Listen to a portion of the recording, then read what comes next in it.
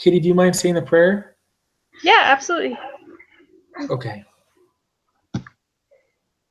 Our dear, kind, gracious Heavenly Father, we are grateful for this day, that we are grateful we could gather for our class to discuss our case study. We ask that Thou would be with us to help us understand, have our minds opened to see new parts and understand things that may not make sense, and help us to have a good group meeting. And we say these things in Thy Son, Jesus Christ. Amen.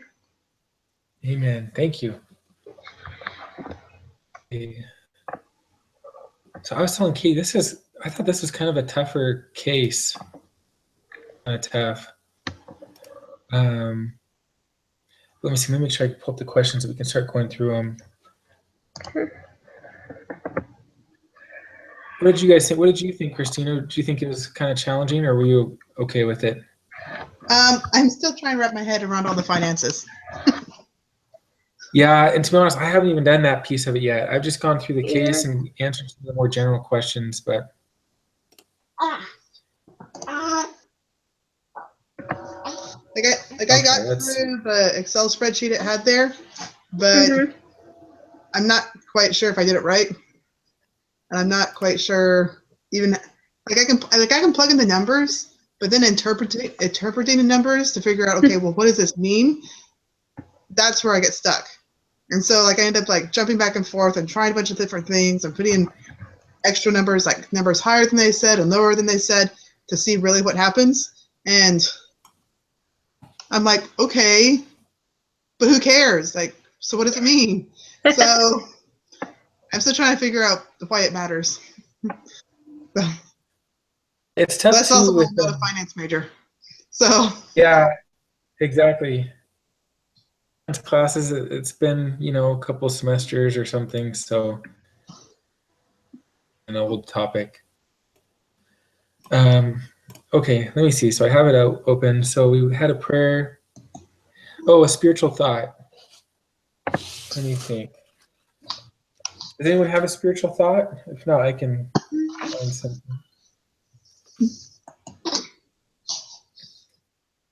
Let me see.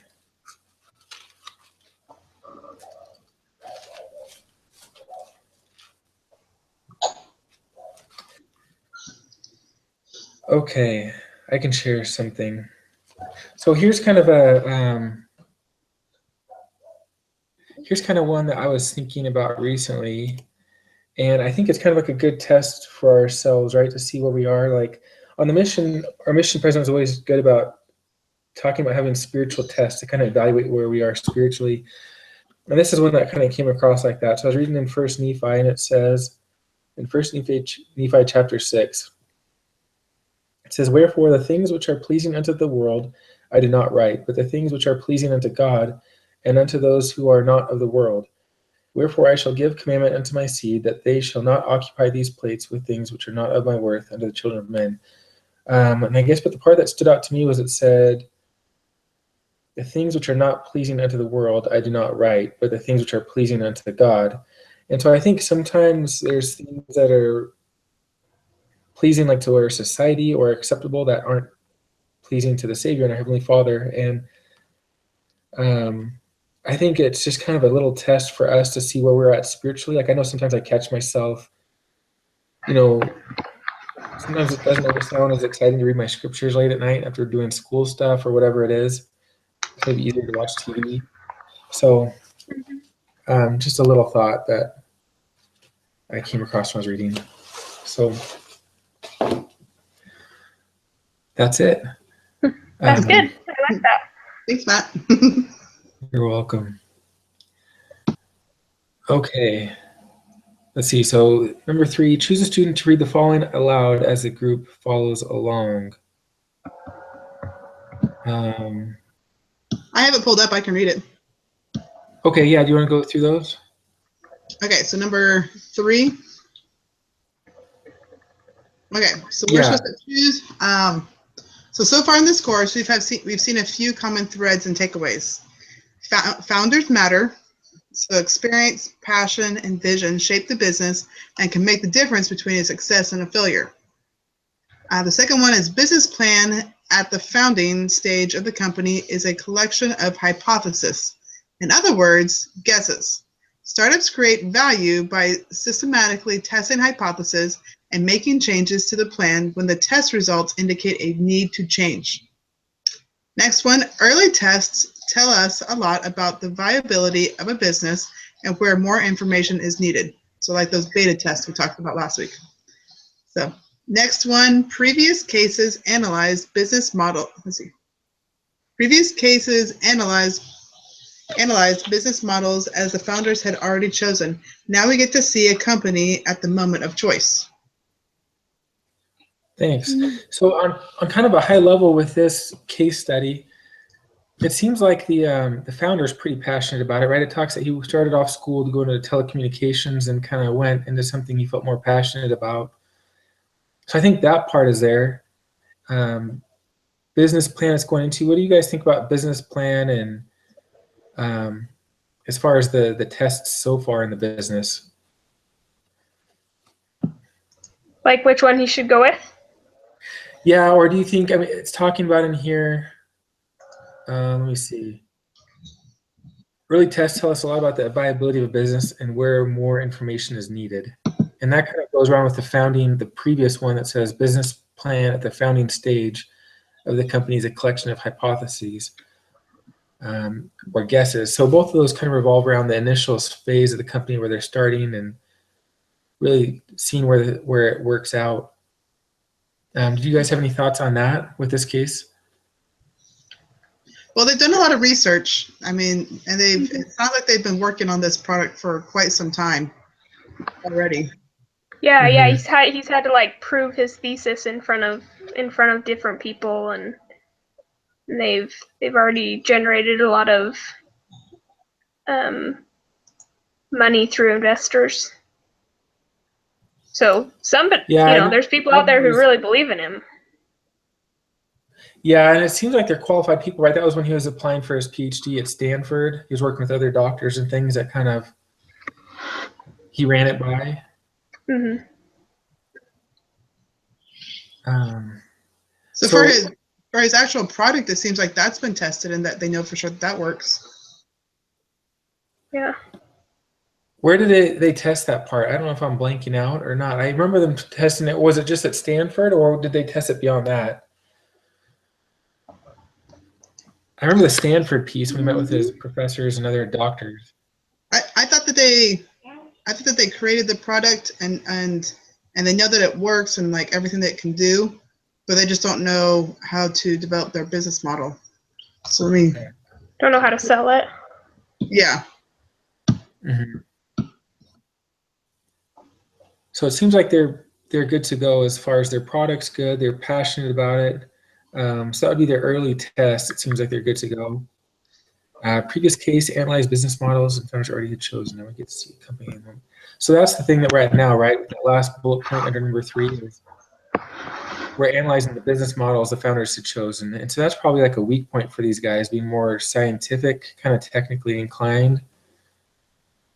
We had those 3 business models to choose from. The bottom just kind of says, maybe we talk about them later on in the discussion. You guys want to talk about them now? Sure. Whichever.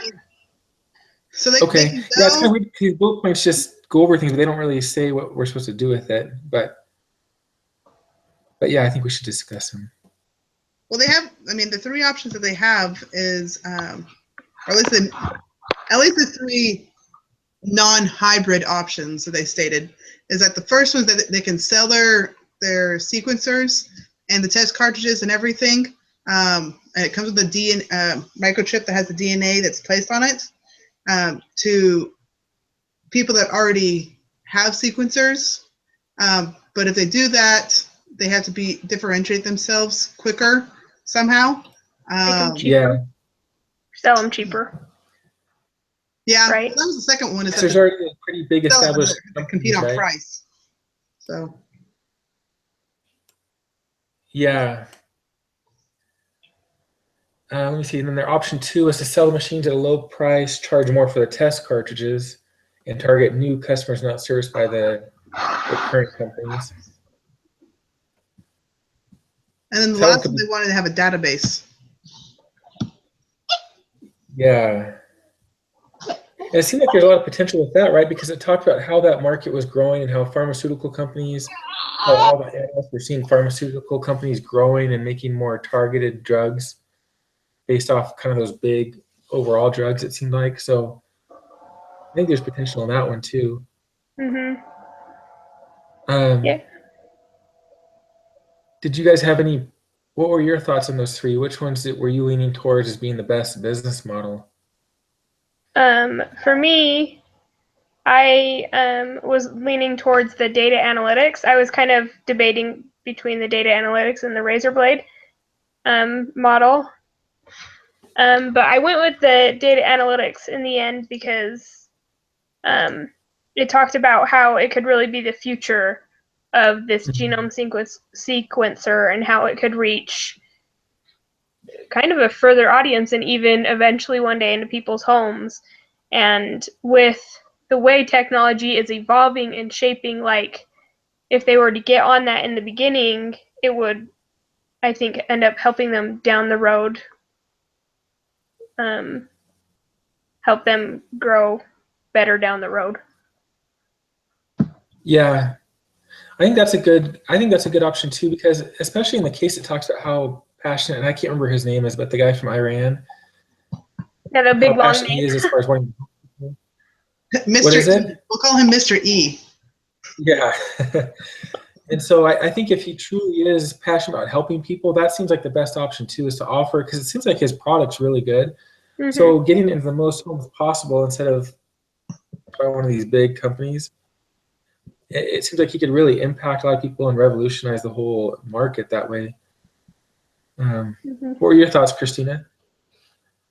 Well, I was just thinking if I'm just really negative, because I like the third option of creating the database, but I'm just Yeah. worried they're basing their entire business model off of somebody else providing the service they need, like of actually giving them back the data.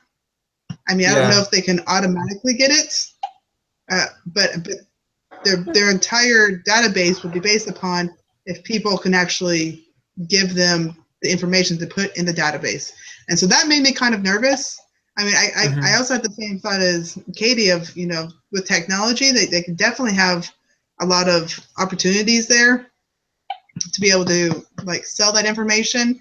And there's lots of people that are really interested in not necessarily could do all the work themselves, but getting the information and analyzing the information. And but then I was also thinking, these are like scientist guys, but are they really, technology guys with having all this information stored? Is that going to be really good? But I guess the thing that made me most nervous was, how do I have total confidence in that I will be able to actually get that information from other people that I need to put into my database? I think I skimmed through the case study, and there were some parts that I slowed down for more, but I remember it talked about their cartridges, right? I think it's something like it automatically stored whatever data it was capturing when it did that genome process. So I don't know if maybe they would get it from there, or if it's an automatic, because that's a good point. I think that'd be something that would have to be looked at. And I skimmed past that part. I don't know if it's something that they would just automatically capture, or if, like you're saying, they'd have to wait for that to return back to them, which, yeah, I mean, maybe they'll never see it, I think right here it says customers would give GenapSys access to a copy of the genomic data generated through the machines. So I think that's I think it was kind of a given that they had to provide their data if they were going to use the machines. Okay. Okay, cool.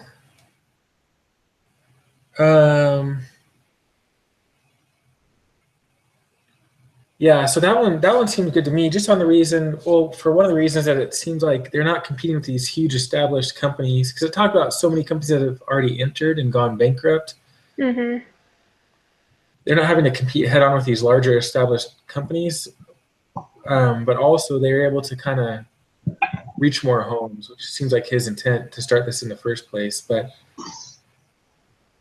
that's my thought. as far as 4, so moving on to number 4 for voting, which business model option do you favor? Which one do you guys want to vote for? The number 1, the traditional strategy, the second, which is the razor strategy, or the third, the data analytics? Well, my pessimism tells me that the razor and razor blade's a better idea.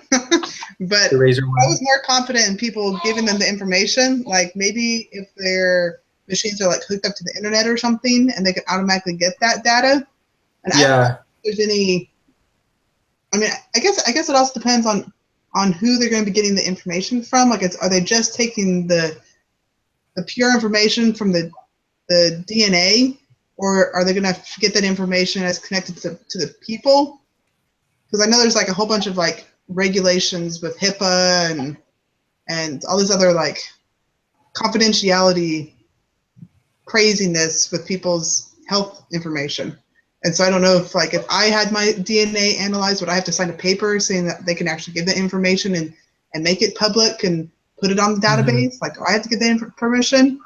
Or is it just going to be one of those small prints that I check a box because I'm going through all these 20 pages of paperwork? Yeah. And I wonder if it'd be done at like a micro level like that too, or if it'd be more like of a macro thing, because they're dealing mostly with, I think, with pharmaceutical companies and researchers, right? So maybe it's not even so much like records for patients as much as it would be more like studies where people are already kind of, I don't know, not like volunteering themselves, but just they're already for testing. Mm-hmm. I don't know. I didn't really think about that much of it, or that side of it too much. But I think it's a good point. Yeah, that's true.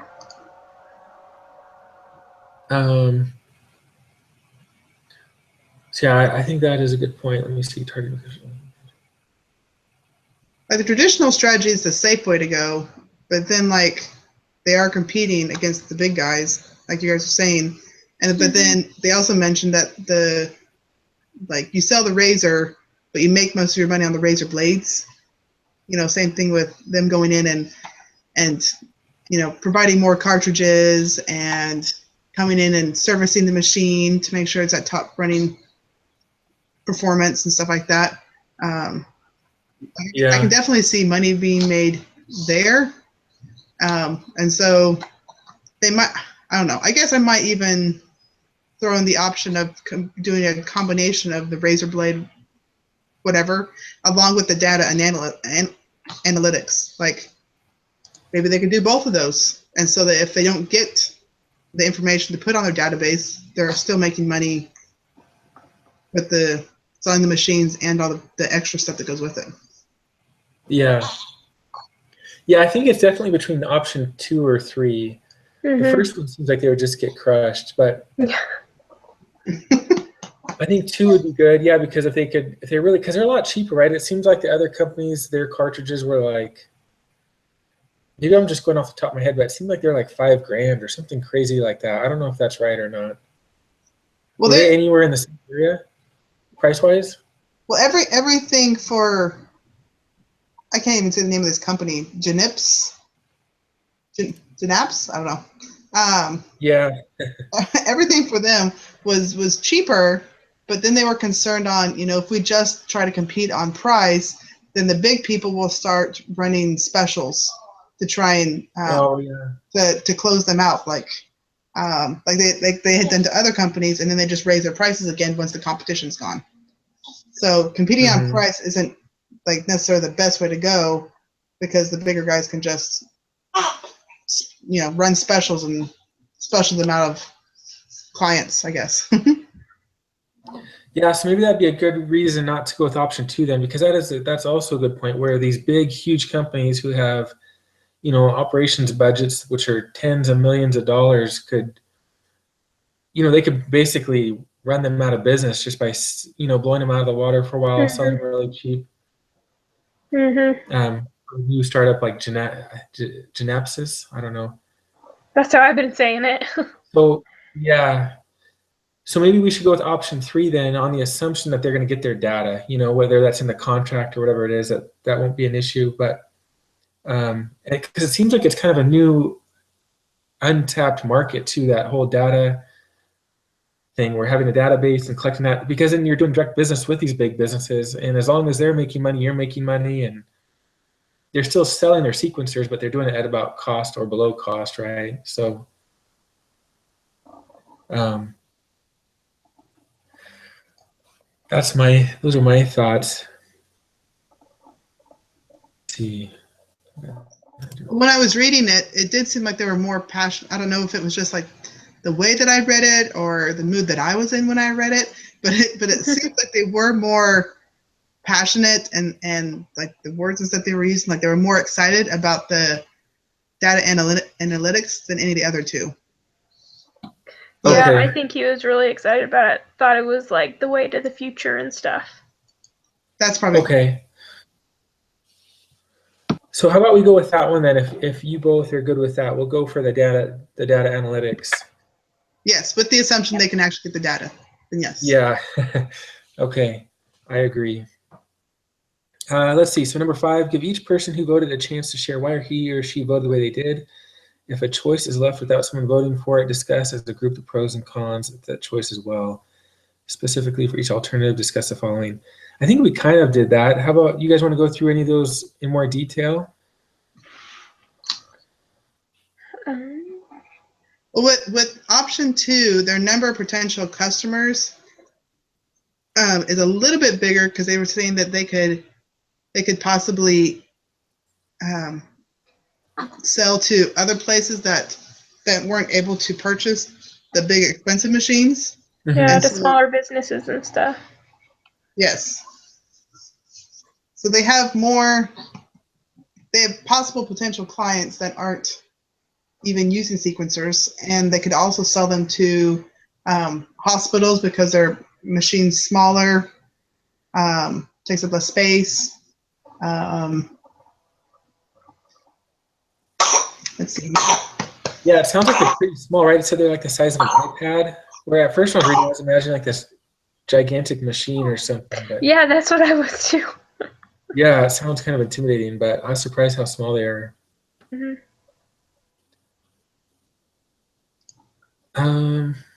So I guess one thing that we didn't discuss, which is a good point, is under 5, it talks about potential customers, which customers would be expected to pay. We talked about that, who the competitors are and their likely response, which we discussed, the founder's goals, which we really covered, but we didn't discuss the investor's goals. And I think that's a big part because wherever the money's coming from, so yeah, they kind of have to satisfy them. So I don't remember anything in the case study as covering the investor's goals. Do either of you? I know there were like bios on some of the investors, but I just kind of skimmed through those. Was it on like the exhibits or something? Yeah, in like Appendix B on page like 22. I hadn't gone through those either. So, I mean, I think the end goal is to like be successful and make money. Yeah. But one thing that I also wanted to mention that I forgot about in regards to the data analytics was, let's see, at the bottom here, it talked about what his mom told him when he was younger to like help go out and help the world or something. And where was it? And he felt like this,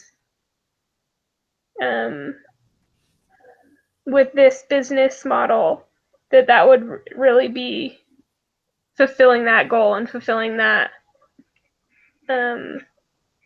what he'd been trying to work for all his life of what his mother said. Shoot, I can't find it now, but I remember reading something about that. Yeah, I remember reading something small about that too. That's a good point. But Too much anyways. stuff on my desktop. At the top of page 7. What's that? It's at the top of page 7, like first or second paragraph. Oh, is it? Okay. Oh, okay. Yeah, so I think that's a good point. It has a big impact on his goals. Yeah, his life philosophy. Yeah. So the next one, it says using a polling tool that allows students to vote and see the overall results. Go through the following questions. That's kind of crazy, right? Oh. There's only 3 of us. We can give a thumbs up or something. Using the Raise your Excel hand. model, yeah. Using the Excel model you created before class, answer the following questions individually and then compare answers as a group.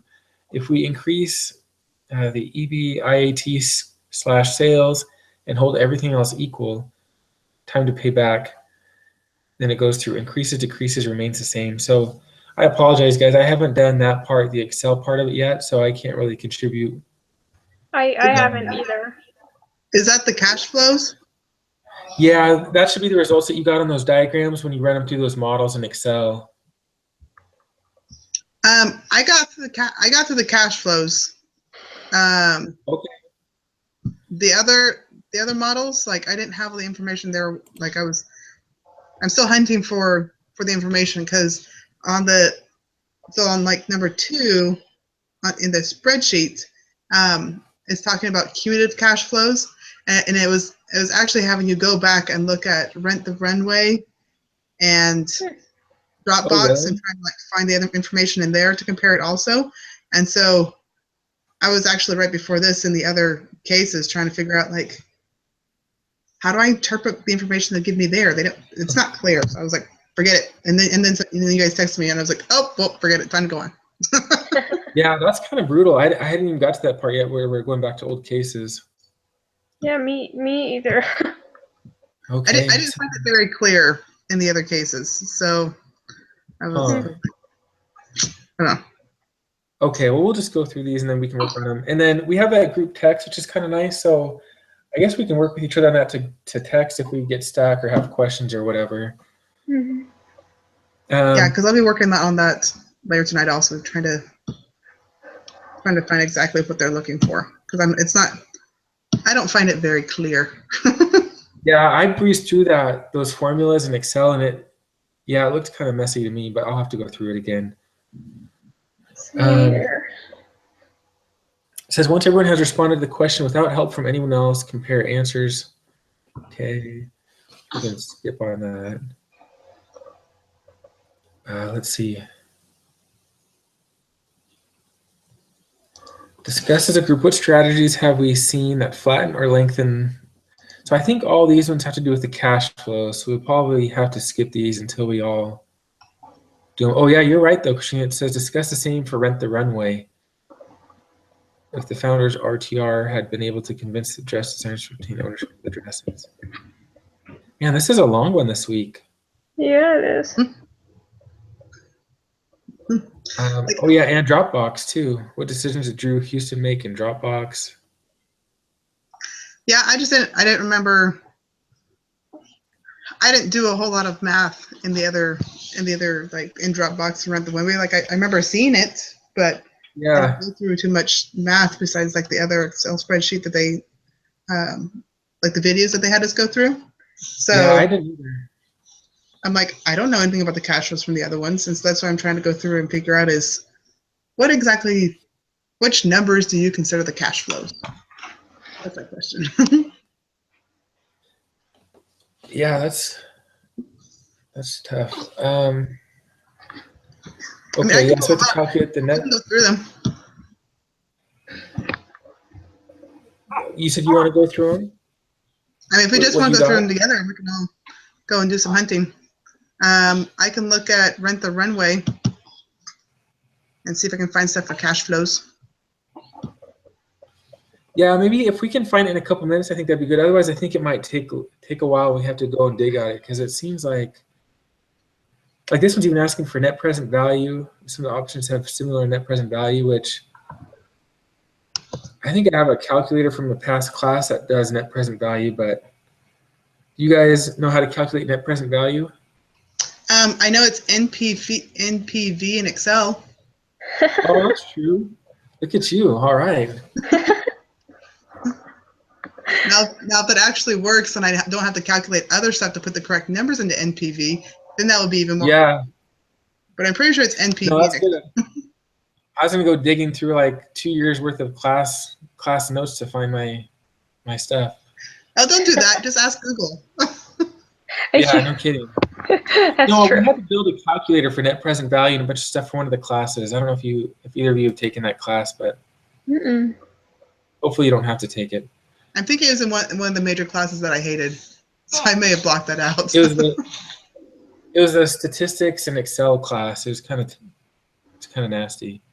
Oh, I don't think I had to take that class because I took stats